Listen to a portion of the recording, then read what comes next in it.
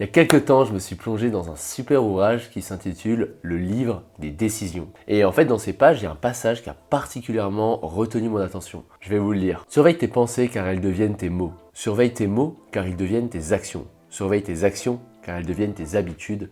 Surveille tes habitudes car elles deviennent ton caractère. Surveille ton caractère car il devient ton destin. C'est assez fort parce qu'il y a une vérité profonde derrière ces mots-là. La vérité, c'est la suivante, c'est que énormément de projets, d'idées, de rêves meurent avant même d'avoir pu éclore.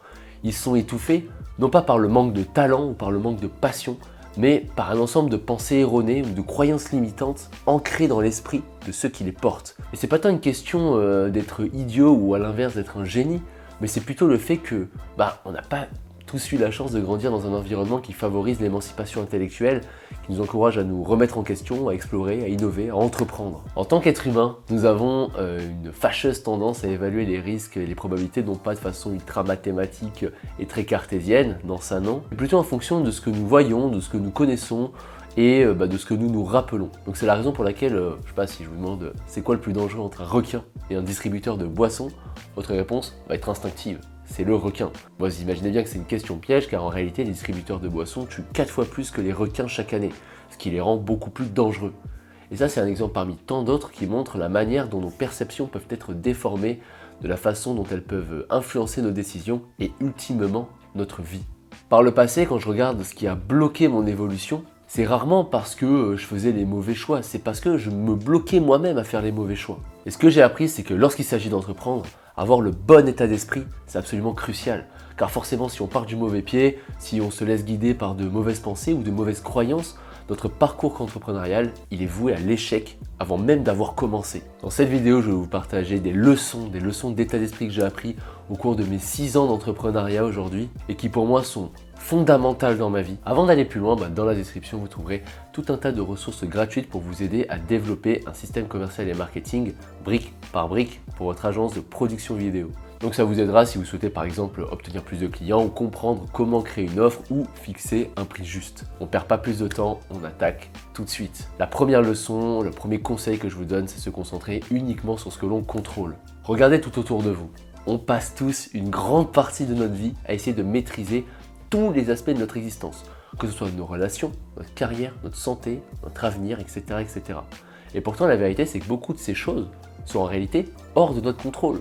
On ne peut pas forcer quelqu'un à nous aimer, on ne peut pas garantir qu'on aura toujours du travail et on ne peut pas prédire ce que l'avenir nous réserve.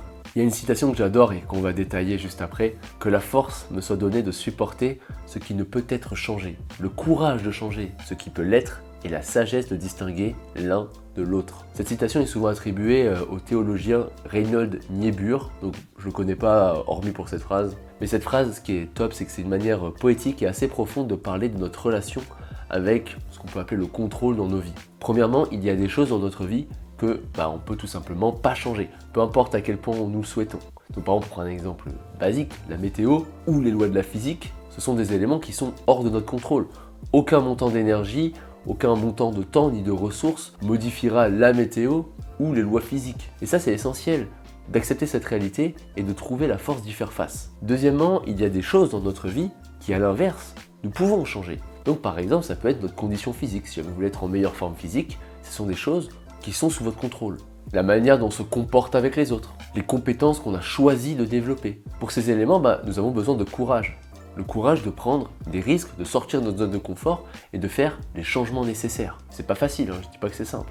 Et enfin, il y a la sagesse, de distinguer les deux. Et c'est peut-être là la tâche la plus difficile finalement. Dans la vie, il est facile de confondre ce que nous pouvons changer avec ce que nous ne pouvons pas changer.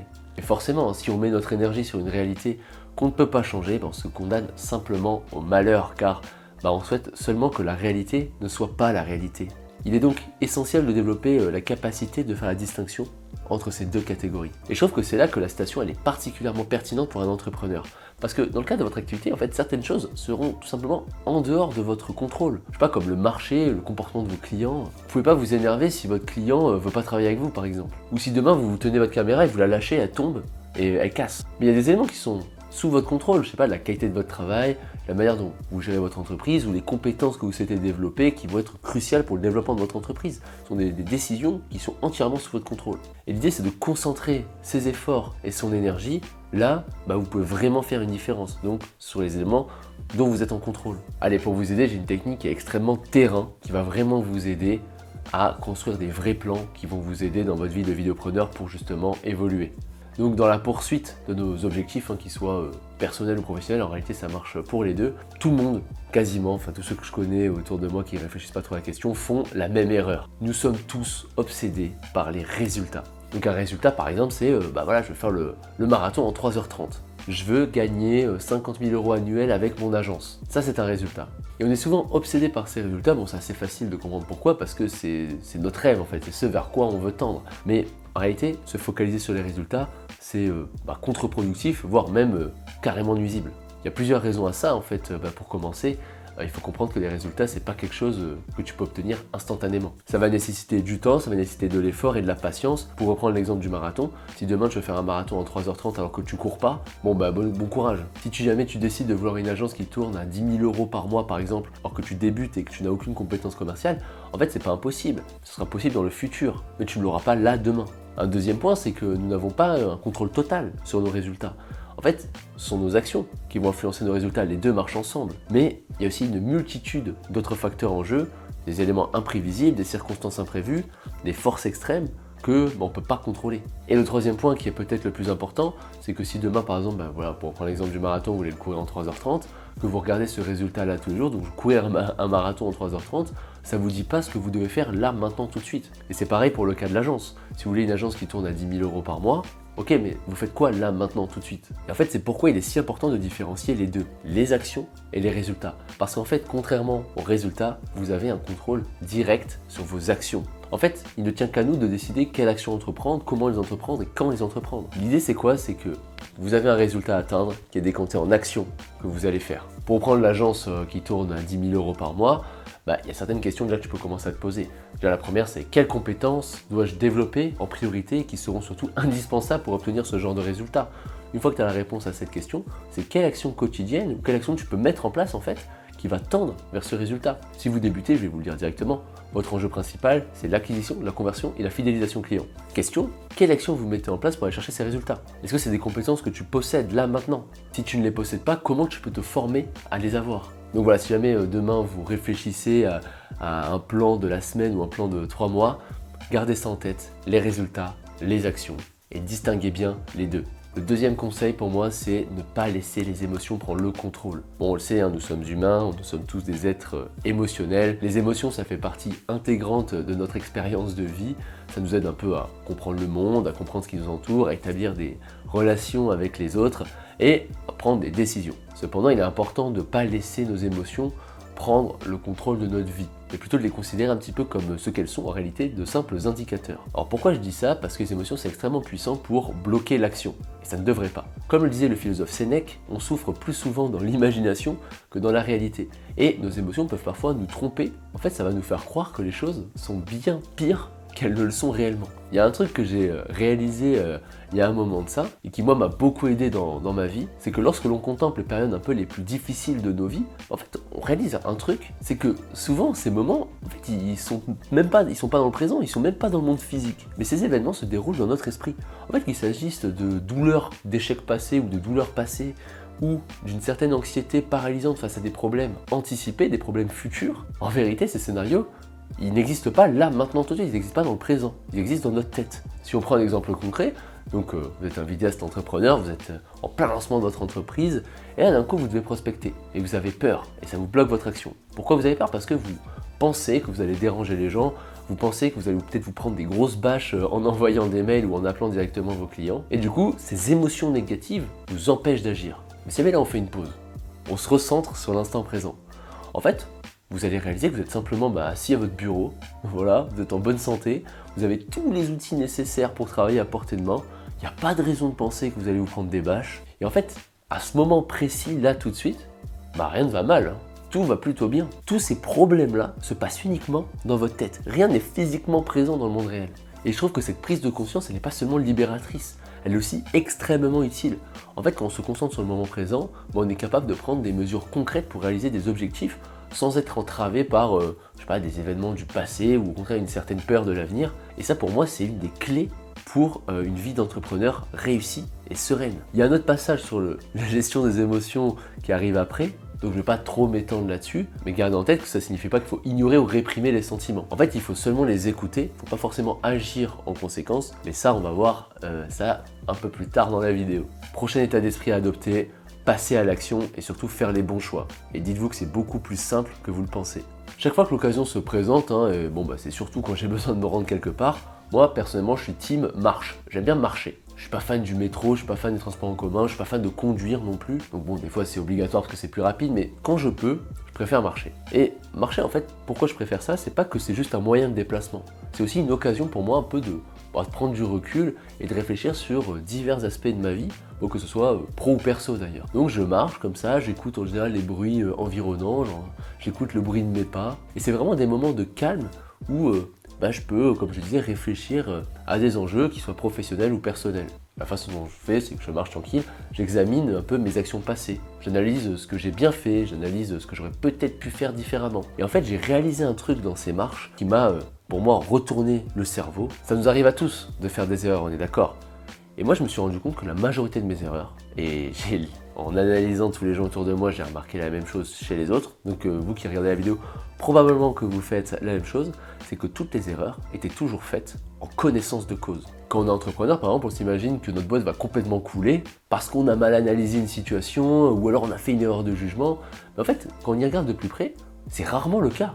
La plupart du temps, en fait, si notre entreprise ne fonctionne pas comme nous le voudrions, c'est pas parce qu'il y a une erreur de jugement ou quelque chose comme ça, c'est parce qu'on a choisi délibérément de ne pas faire quelque chose qu'on savait qu'on devait faire. Et cette réalisation, en fait, elle est assez dérangeante. Et moi, chacune de mes erreurs, c'était soit je savais que j'étais en train de faire une erreur et je la fais quand même, soit je sais que je dois faire quelque chose, mais je sais pas pourquoi, je le fais pas, et du coup, je le paye tous les jours. Si on prend un exemple très simple, mais c'est vraiment pour l'exemple, ça vous est jamais arrivé, vous avez mangé gras il y a 2 jours, là voilà, vous avez abusé tout un week-end, et là d'un coup, je sais pas, vous êtes pris dans un truc et vous voulez manger gras. Ça fait 2 jours que vous mangez pas gras, donc en fait, vous savez très bien que c'est une erreur. Mais je sais pas, vous êtes pris d'une pulsion comme ça. Et souvent, vous allez justifier en disant je vais éliminer demain, je vais faire plus de sport, quelque chose comme ça. Mais au fond de vous, vous savez que vous faites une erreur, que vous devriez pas le faire. Il y a un autre élément où ça arrive régulièrement, c'est on est en pleine semaine, on est mardi, vous croisez des amis, ça propose de boire des verres, et vous avez une journée de travail le lendemain assez remplie. Et qu'est-ce que vous faites? Des fois, ça arrive, vous faites entraîner, vous savez très bien, vous répétez 10 000 fois dans votre tête que vous devriez rentrer et que vous allez le payer cher le lendemain, et vous rentrez pas, et vous rentrez super tard, et le lendemain, boum, vous passez une journée beaucoup plus horrible parce que vous n'êtes pas rentré et que vous avez peut-être consommé de l'alcool, et c'est plus difficile le lendemain. Donc là, j'ai pris ces 2 exemples pour que ce soit assez flagrant, parce que je pense que c'est des exemples qu'on a tous vécu, mais c'est aussi la liberté de l'entrepreneur de pouvoir faire ce genre de choses en pleine semaine et que ce ne soit pas grave. Mais il y a des erreurs qui sont beaucoup plus graves. La procrastination, par exemple, c'est un exemple flagrant de ce comportement. Vous reportez des tâches extrêmement importantes en sachant que vous devriez les faire. À la place, vous êtes sur Netflix, sur votre téléphone, en train de scroller comme ça. Ou alors, vous allez vous attarder sur des détails insignifiants, tout en sachant que vous pouvez utiliser votre temps de manière beaucoup plus productive. Et une des clés pour surmonter ce dilemme, c'est tout simplement d'apprendre à s'imposer une discipline. Il ne s'agit pas seulement de savoir ce qui est bon ou mauvais, parce que en fait ça vous le savez déjà, mais c'est aussi surtout d'agir en conséquence. Et moi il y a une technique que j'utilise, c'est que lorsque je suis confronté à un choix comme ça, je me pose toujours la même question. Je me dis comment la personne parfaite de moi, on va dire la personne que je souhaiterais devenir dans l'idéal, agirait dans cette situation. Souvent la réponse est assez simple. Mais la difficulté, comme je l'ai dit, ne réside pas forcément dans la réponse en elle-même, mais plus dans l'application de cette réponse. Il est facile de savoir ce que nous devrions faire, mais il est beaucoup plus difficile de le mettre en pratique et de faire preuve de la discipline nécessaire. Conseil suivant, restez rationnel, peu importe la situation. La rationalité, c'est marrant parce que c'est une valeur qu'on m'a inculquée depuis mon plus jeune âge.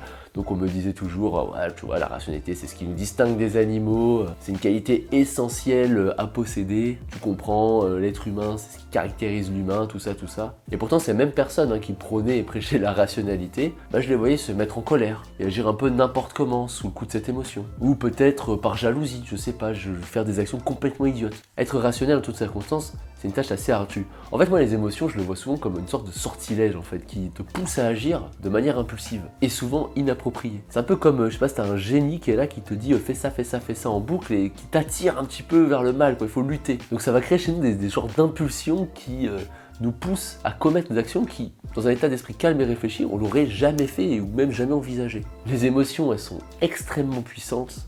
Mais bon, elles sont pas toujours nos meilleures conseillères. Si je reprends l'exemple de la colère, une des émotions qui, je pense, on a tous éprouvé à un moment ou à un autre dans notre vie, le cliché, lorsqu'on est en colère, on a souvent envie de tout casser autour de soi, de réagir de manière excessive, de crier, d'hurler, de dire des mots qu'on regrettera en plus après. Et pourtant, rares sont les fois où cette attitude a un réel intérêt. Je prends les paris là, mettez-moi en commentaire, mais à quel moment ça a un intérêt d'agir comme ça? Jamais. Mais pourtant, l'émotion colère, on va dire ce sortilège-là, nous pousse à vouloir agir comme ça. Et en fait, c'est extrêmement difficile de pas suivre une émotion parce que c'est extrêmement contre-intuitif en fait. En tant qu'être humain, on a une tendance naturelle à réagir en fonction de nos sentiments. Et après tout, nos émotions, elles sont là pour une raison. Ça va nous signaler des changements un petit peu dans notre environnement, que ce soit une menace ou une opportunité. Mais elles sont pas toujours fiables pour nous guider vers la meilleure décision. Ça, c'est un truc qui m'a tellement aidé dans ma vie entrepreneuriale, c'est d'apprendre à reconnaître l'influence d'une émotion. Ce qu'il faut comprendre, c'est que l'émotion, il y a le fait de la ressentir, donc ça on en a déjà parlé, et il y a la décision qu'on prend ou les actions qu'on met en place vis-à-vis de cette émotion. Donc la première étape, ça consiste tout simplement à prendre conscience qu'on est sous l'influence d'une émotion. Et ensuite, au lieu de la laisser nous submerger pour nous pousser à agir comme ça impulsivement, moi ce que j'aime bien faire, c'est faire une sorte de pas en arrière et de réfléchir vraiment de manière rationnelle à la situation. Et ce qu'il faut comprendre, c'est que c'est pas parce qu'on ressent une émotion qu'on va devoir agir en fonction de celle-ci. Nos émotions sont de précieux indicateurs, mais elles ne déterminent pas nos actions. Conseil suivant, c'est l'auto-analyse et l'autocritique. Pour moi, ça c'est the qualidad de n'importe quel entrepreneur. C'est vraiment ce qui va différencier un entrepreneur qui va tout exploser d'un entrepreneur qui, à l'inverse, va soit stagner, soit ne jamais fonctionner. Et tout ça, je l'ai appris il y a des années avec un élève que j'ai formé au montage vidéo. C'est fou parce que c'est une expérience qui m'a marqué alors que c'était un truc tout à fait banal. Je vous raconte tout ça. En gros, c'était un jour et il y a quelqu'un que je connaissais qui voulait apprendre le montage vidéo. Donc naturellement, il s'est tourné vers moi parce que j'avais une agence de production vidéo et je savais faire ce genre de choses. Et du coup, il voulait que je l'aide à monter sur Adobe Premiere Pro. Donc j'ai fait le truc classique, j'ai préparé un petit cours avec des petits clips à monter, j'ai allumé le logiciel, je lui ai expliqué les bases du montage et surtout ce que je lui ai expliqué en fait, c'est de dire si t'as un problème dans le montage, va sur YouTube, il y a tout. T'as une problématique, tape ta problématique dans YouTube, il y a tout là-dessus et tu vas voir que comme ça, tu vas vachement progresser. Donc le résultat, vous imaginez bien, était loin d'être parfait. Il avait passé beaucoup de temps à faire un projet que, effectivement, si moi je l'avais fait, je l'aurais fait peut-être en 5 minutes. Lui, il a mis 3 heures. Mais c'est assez prévisible et compréhensible. Il possédait tout simplement pas la compétence il y a 3 heures. Donc, il va pas monter très rapidement et faut pas s'attendre à ce qu'il fasse une merveille dès son premier montage. Mais en fait, j'ai vu un truc et ça m'a fait tilt à ma propre situation. C'est qu'en fait, moi aussi, j'avais des lacunes. Alors moi, mes lacunes, n'étaient pas sur le montage, elles étaient dans le domaine commercial. Et en fait, ce qu'il y avait, c'est que j'étais nul d'un point de vue commercial à ce moment-là, je parle de ça, c'était il y a des années. Et quand j'avais une problématique ou que je cherchais des nouveaux clients, je savais pas comment les trouver, je tapais ça dans Google. Donc je tombais soit sur des vidéos YouTube, soit sur des blogs, et j'écoutais ça, j'essayais d'appliquer, mais bon, en réalité, je faisais comme lui a fait. Je bricolais, je passais un temps énorme. Et j'avais des résultats très moyens, mais tout simplement des résultats qui étaient à la hauteur de mon investissement dans ce domaine, du contenu gratuit qu'on peut trouver comme ça en ligne. Pour moi, ça a été un moment de clarté en fait. C'est un moment où j'ai compris l'importance de l'acquisition structurée de compétences, si on peut appeler ça. Donc en fait, au lieu de compter uniquement sur du bricolage, des tutoriels en ligne ou des articles de blog, pour moi, je me suis dit, ok, c'est quelque chose qui est fondamental pour le développement de mon entreprise, c'est une compétence de toute façon qui me servira même bien après, qui me servira toute ma vie en réalité. Il faut que je me forme sérieusement. Je me suis rendu compte en fait, si jamais je veux des résultats que j'ai jamais eus, il va falloir que je fasse des actions que j'ai jamais faites. Et cette prise de conscience, c'est ce qui a fait que j'ai investi dans ma première formation. Ça a pris un certain temps, mais vraiment, ça a été pour moi le vrai catalyseur dans ma vie. J'ai eu des connaissances organisées, présentés par des experts dans leur domaine. Je me suis constitué aussi un réseau dans la formation, forcément il n'y a que des gens comme toi qui veulent faire la même chose que toi. Ça m'a donné une leçon inestimable et aujourd'hui encore je me forme tout le temps. C'est justement ça, c'est que la formation, c'est la clé. Ça débloque tout. C'est même comme ça, pour vous donner un ordre, c'est comme ça que j'ai rencontré mon associé Antoine. J'étais sur une formation en ligne.